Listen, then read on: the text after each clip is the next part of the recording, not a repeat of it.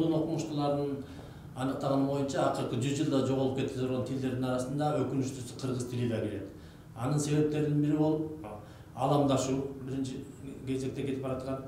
Экинчиден миграция маселеси. Бүгүнкү күнү 1 миллионго жакын кыргыз элибиз миграцияда чет өлкөдө жүрүшөт. Үчүнчүдөн биздин географиялык жайлашкан жерибиз 1,5 миллиард Кытай эли турат биягыбызда, 150 миллион орус эли турат биягыбызда.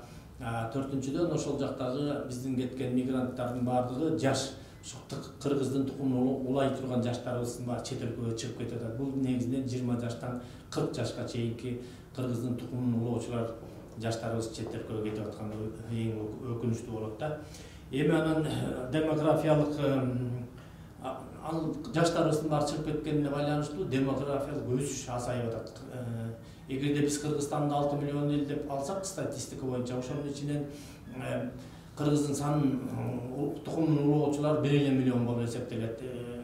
Калгандары жаштар, балдар, чалдар болуп, эң кыргыздын тукумун көбөйтө тургандар ушу 1 миллион болот. 1 миллион деп ала турган болсок, анын 500 миңи жаш кыздар болсо, 500 миңи жаш жигиттер болсо, алардын ичинен 300 миңидей эле ооруларын, аракечтерин төрөй албай тургандарын алып кое турган болсок, 300 миңдей эле улан кыздарыбыз калат. Мына ошолор кыргыздын тукумун улоочулар ушулар болуп эсептелет. Ушуларды көздүн карагындей сактап, мамлекеттик көзөмөлгө алыш керек да, кыргыздын санын көбөйтүш керек.